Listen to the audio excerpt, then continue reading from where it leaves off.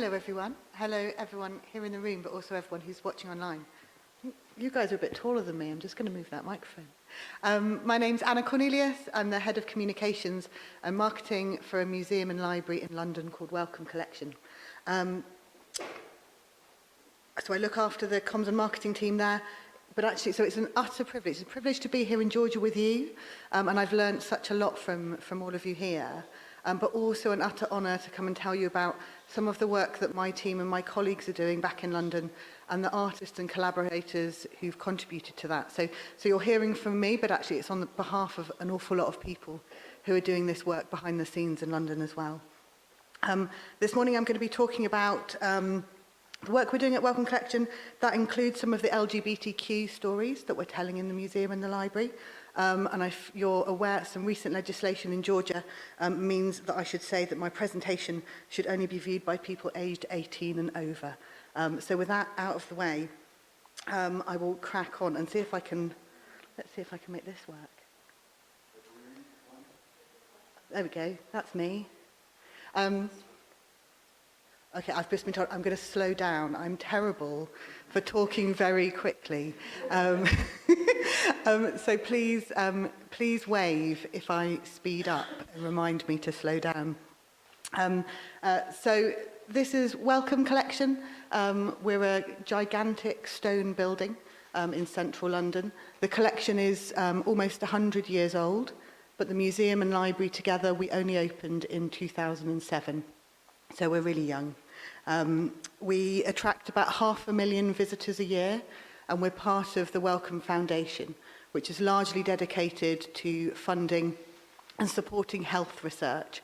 So we're an independent museum, which in London and the UK is really rare. So actually we're quite unusual for not taking any government money, and we don't take any money from living donors. So it's only one donor who founded us. If you were there today with me in London, here are some of the things that you'd see. Oh. This might be a different version of the presentation, but I'm going to wing it and we're going to improvise. So please go on our website and you'll see some of the things that you can see in the museum. Broadly, it's a really rich kind of collection. You can come and request to see things from the collection. We've got millions of objects that are free to see, and also a whole array of different galleries, different exhibitions that you can come and see as well. And we don't charge for any of it because we're in this really privileged position. Last year, we launched our new vision, which is what we want. We're a museum and library dedicated to health and human experience. And our vision is a world where everyone's experience of health matters. And that's really connected to that health foundation that we're part of. What does that mean for a communications and marketing team? So actually what we've been working through in the last few years is how do we deliver communications and campaigns that also embody that same commitment to equity and that same commitment to social justice? How does that show up in our channels, and how does that show up in our content? And for the purposes of today, what I'm going to be talking about is actually what responsibility do we have to speak boldly to achieve that vision, to achieve that world where everyone's experience of health matters, even when we face criticism and abuse for it. So that sense of resisting that urge to censor ourselves and to hold back because we think that otherwise we might get into some kind of trouble. These are some of the ways that we've been doing this in our channels and communications in the last year. This is an example. This is artist Xu Yang, who was featured in one of our exhibitions. Really extraordinary Asian artist. This is her portrait in the photo here. And she has been living and working in London. And in this Instagram post, so we asked her to do a takeover on Instagram, and she told us about her experiences of racism living in the UK during and after the COVID pandemic. And it's a really powerful post. If you can't see it, I recommend having a look at our Instagram. But there was a real nervousness around it in the institution about would we be exposing the artist to potential abuse online for talking so explicitly about the racism that she'd experienced. This is another one. This is a really lovely YouTube film with artist Jason Wilshire-Mills. He's used a wheelchair since childhood. He was very unwell when he was younger, but he's specifically talking about not just his exhibition, so we commissioned him to make an exhibition, but also just his experience and his understanding of disability in general. So a really powerful film about drawing on his personal experiences. And it's not just our kind of online content. These are some posters. We did a big advertising campaign for an event called Beautiful Octopus Club that they focused learning disabled and autistic artists. And I love this photo because this is Stephen.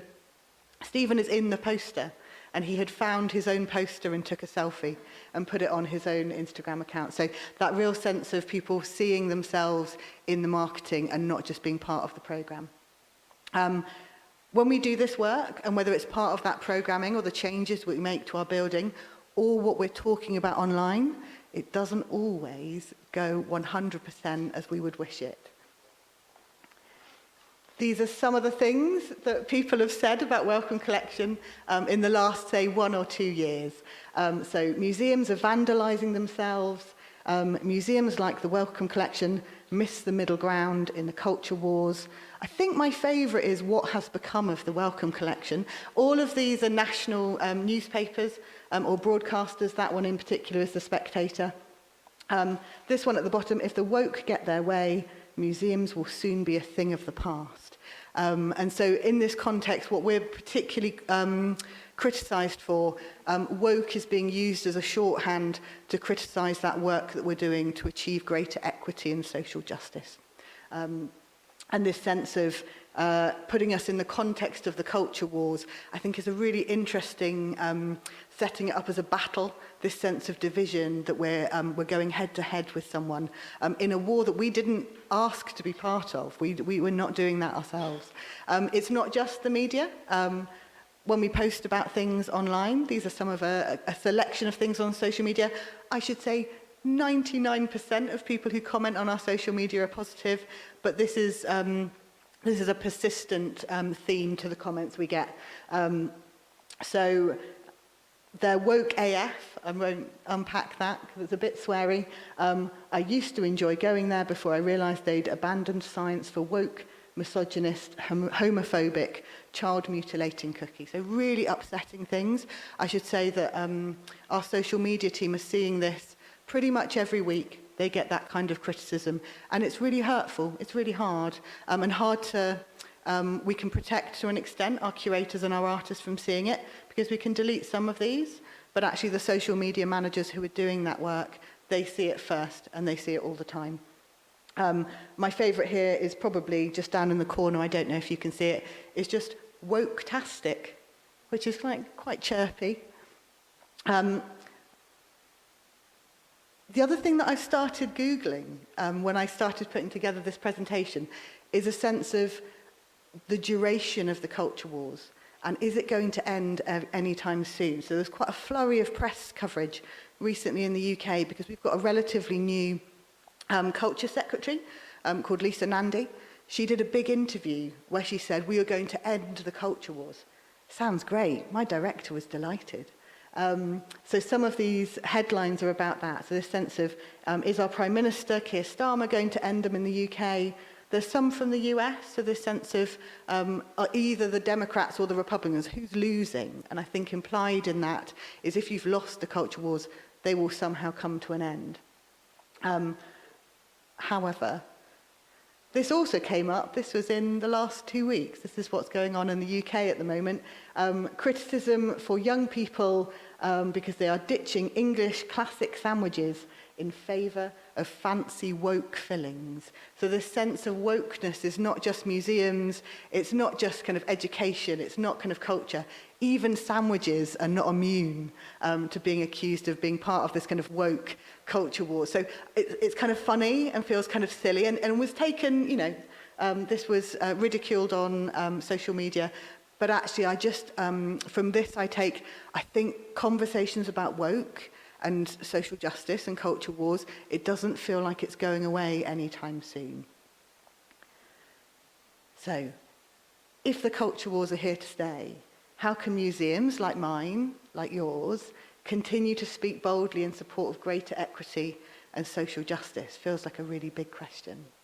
So I'm going to talk a little bit about some of the approaches, some of the questions that we're asking ourselves, I guess to survive this. How do we do this so we can keep going? One, if we're going to change our programme, if we're going to talk about something online as part of our campaigns, can we clearly articulate why we're doing this work and how it's in line with our vision? So for us, our vision is that world where everyone's experience of health matters. Can we justify it in those terms? What are the risks of speaking out or not? Because there's always a risk if you don't do it, just as much as there's a risk that you are speaking out. Which risks can we mitigate so we can do a bit of work to reduce those risks? But which can we accept, actually, and we can feel comfortable saying something negative might happen, but we're okay with that? Thinking about audiences, have we thought about different potential reactions, and are we ready to respond confidently to them? I think that's really sometimes quite difficult in a museum context where lots of your colleagues might share the same opinion as you. And how can you imagine what someone might come to you with that's very different? And then a last one about safeguarding. So how will we support and empower our staff and our collaborators to do this work? So actually that sense of looking after people's health and mental well-being. A couple of case studies to finish us up with. So one is an organisation called the Museum of Transology, and we included a display of their objects in an exhibition called The Cult of Beauty. The Cult of Beauty was an exhibition that looked at people's ideas of beauty, their own body, what changes they might make to make themselves feel more like themselves, what changes they might make to make them feel more beautiful. In that context, I think it would have felt really strange not to include stories from trans, intersex, non-binary people, and actually some of the stories of the changes that trans people might choose to make themselves feel more beautiful and more like their bodies were their own. It's a really extraordinary collection of objects, so we were really lucky to work with them. We knew going into this is a really hotly debated area in the UK, as it is in many places. So we needed to really do some thinking and some preparation as to what we were going to communicate about it. So just going back to those questions, we felt really strongly that it went back to our vision. If we're going to talk about everyone's experience of health, actually trans and intersex and non-binary experiences of health are really important to that. There was a risk. We knew that we might get some negative reactions in the media and on social media, but actually we thought we could hold that, we could take that, and we could be ready for it.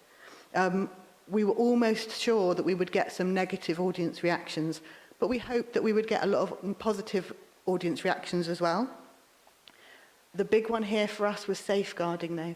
Is what responsibility did we have, particularly to the artist and curator you can see here, really extraordinary artist called E.J. Scott.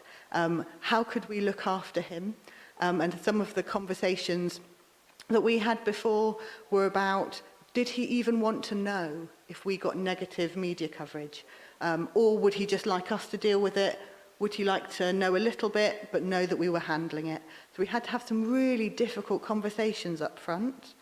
And I'd probably say as well, when you're having those conversations, it can feel really horrible that you're starting to, as a communications professional, you're starting to embody that toxic kind of anti-social justice commentary, that's starting to become what you're believing because you're speaking it. And that can feel really difficult.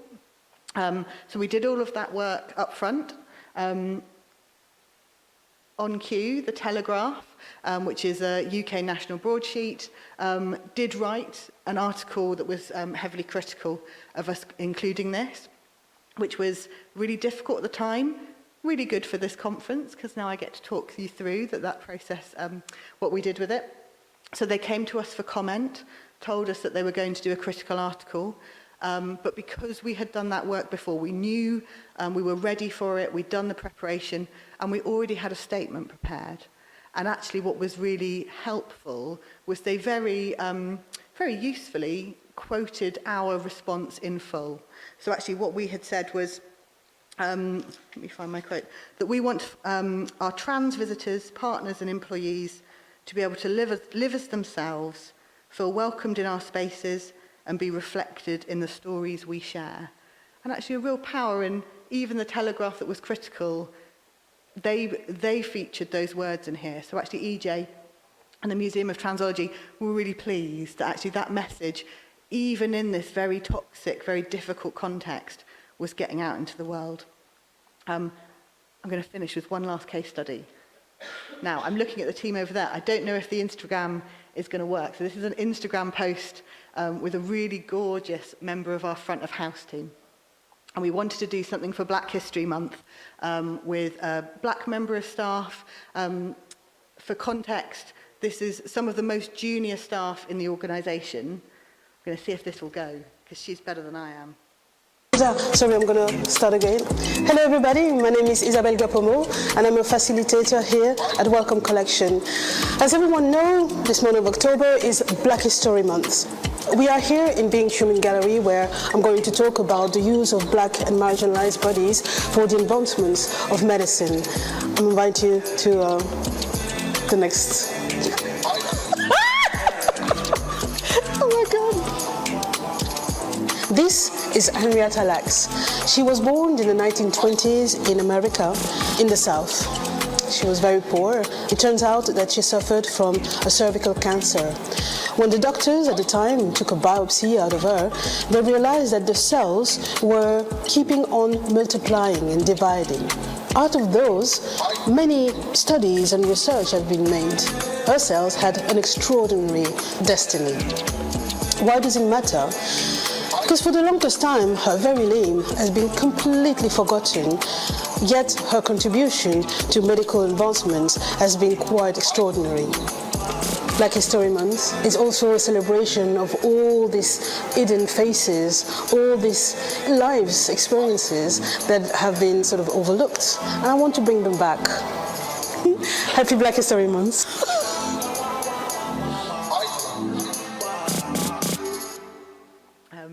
Isabel's, she's utterly brilliant. That was her content that she created. So she created a tour that was also available when you were there in person. And we wanted to capture some of that. So people who couldn't make it along to the tour, they could experience that as well. But the care and the preparation that went on behind the scenes was really complicated. In particular, we wanted to do some digital advertising for these tours and for this content. But we're aware that when we do that, when we advertise, we're often reaching people who don't know us well, and they're more likely to disagree with us, more likely to have a reaction to this narrative around telling marginalised stories. So we had to be really careful. We worked with our media buyers, we worked with our paid marketing team to make sure that we were ready in case we got negative comments. Worked really closely with Isabel to make sure that she was happy for her face to be used. There's a real difference between running a tour in the building when you've got your colleagues around you and you can feel really safe, and being very exposed online, and there's kind of difficulties that come with social media. So we've done that kind of thinking, so we ticked through our list, kind of thinking about strategy, thinking about responses, but actually in contrast to the previous slide. So that was when, in a way, I don't want to say that it goes wrong, but that's an example of when you do get the criticism. What was really beautiful about this, all of Isabel's tours sold out. She did 4 or 5. And actually the feedback that we got on social media was people telling us how much they loved it. They loved the tours, but they also loved the content, and they wanted more of it. So I just wanted to kind of leave with that note, which is sometimes this can feel really hard and really miserable, and you're kind of in the battle and you're in the war. But actually, when you take the risk and when you're able to do that preparation, there is such a joy in it. And your audiences will take that joy as well, if you're able to put that work in beforehand. So that's me. Thank you very much.